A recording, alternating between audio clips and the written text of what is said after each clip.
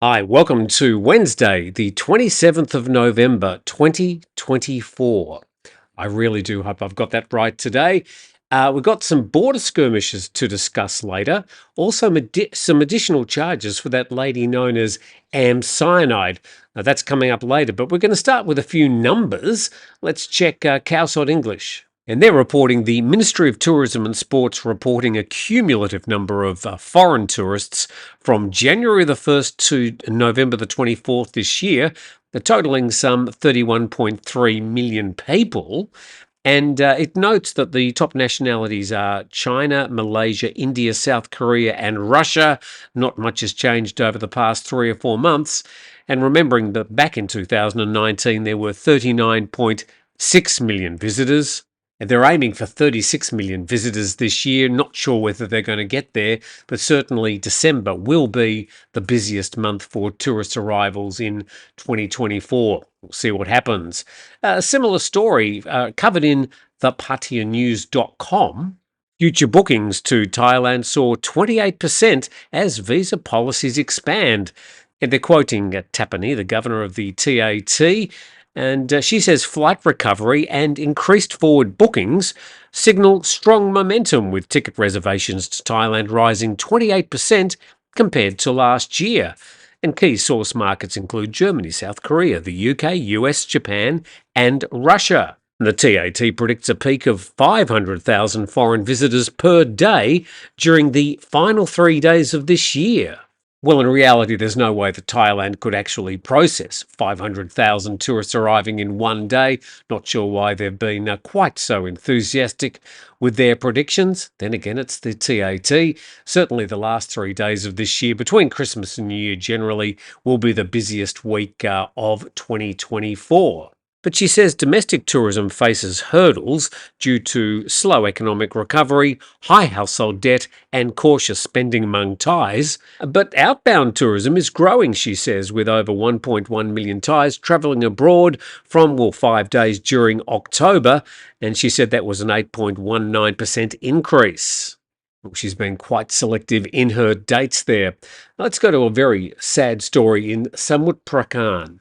And the Bangkok Post reporting 4 dead and a girl seriously injured in Samut Prakan shooting spree. And 4 people died and a girl was severely wounded with it when a man opened fire at a neighbouring family and then took his own life. And it happened near the Samut Prakan Crocodile Farm and Zoo in Tambon, Thailand on Monday night at 9 p.m. It says that a 69-year-old woman was killed. Her 43-year-old daughter and then her 45-year-old husband were all shot. Their 7-year-old daughter sustained bullet wounds in her arm, chest and back and was under treatment at hospital. And the injured girl said Pisit and her mother had quarrelled. She entered her house and then heard gunshots.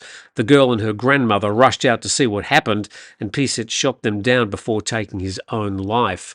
And police said later the gunman developed a relationship with Ratanapak and gave her financial support. He wanted her to completely break up with her ex-husband, but to no avail. And sadly, domestic mass shootings in Thailand, not necessarily a rare thing.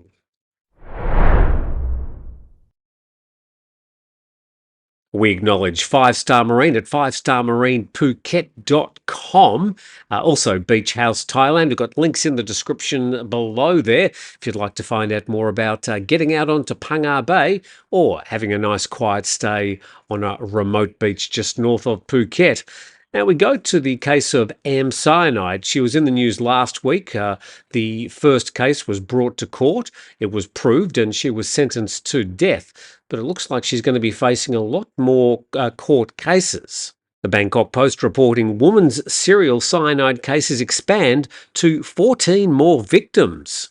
And prosecutors will be appointed to review 14 additional cases filed against Aem Cyanide, who, it says, allegedly poisoned and killed her victims with cyanide. Well, at least one case has been proved, so not quite allegedly anymore. The suspect is held in custody. The criminal court on November the 20th sentenced Sararat, who's 37, to death for poisoning and killing her friend Siraporn Kanwong. with potassium cyanide. Her crimes allegedly resulted in a total of 15 victims, 14 dead and one who survived. And police say the probe into the 14 additional cases stemmed from the first verdict handed down on November the 20th by the court in the Banpong police jurisdiction in Ratchaburi. So 14 cases currently being tried and an additional 14 cases which are currently being investigated. As we say hello to Daisy the dog, who's helping me with the editorial content of the day's program. We'll move on. Some not very good news for the auto manufacturing sector. Auto manufacturing down nearly 20% year on year. This is covered by nationthailand.com. Thailand's automotive industry suffered a nearly 20% drop in manufacturing during the first 10 months of this year compared to the same period the previous year. Auto manufacturing from January to October was 1.24 million units. That's nearly 385,000 units aimed for domestic sale and nearly 862,000 units for export. And a spokesperson for the FTI attributed the decline in auto sales and manufacturing to stricter loan criteria employed by financial institutes, and NPLs, that's non-performing loans in the automotive sector, jumped nearly 30% year on year in the first 7 months. I think what you can read into that is that there's going to be plenty of good second-hand cars around.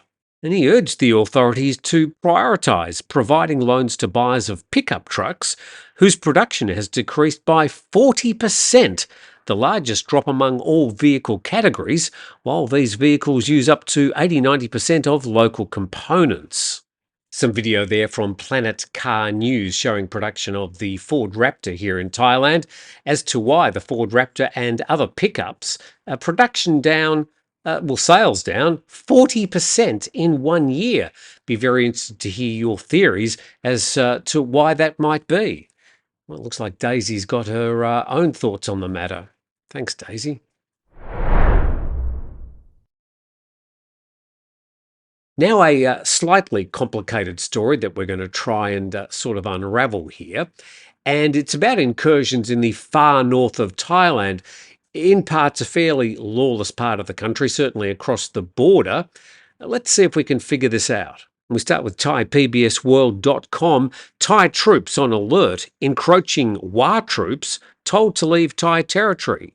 Thai troops stationed near the Thai-Myanmar border in Mae Hong Son province have been put on alert after troops from Myanmar's United Wa State Army are reported to have occupied 8 former bases of the now-defunct Mong Thai Army, some of which are located on Thai territory.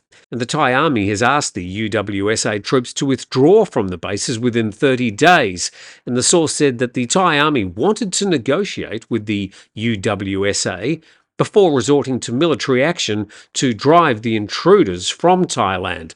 And assisted by China, the UWSA is a well-equipped ethnic minority army of an estimated 30,000 soldiers, led by Bao Yusheng. Almost sounds like a Lao name. In 1996, the UWSA engaged in an armed conflict with the Mong Thai Army. During this conflict, the Wa Army occupied areas close to the Thai border. And territory controlled by the UWSA is known to be a safe haven for the production of illegal narcotics, usually smuggled into Thailand, sometimes via Laos. Revenues from drug trafficking are the main source of funding for military and economic development in the territory, controlled by the Wa Army. And Cowside English in a short post just adding this, they say the areas along the Thai border with Myanmar in Mae Hong Son province's Pai district are now very tense. And the source said howitzer cannons have been placed in positions ready to confront the Royal Thai Army and the locations of Thai forces identified. And the UWSA insists the demand by the Thai side to vacate 7 locations is unacceptable, as they're not part of Thailand, they claim.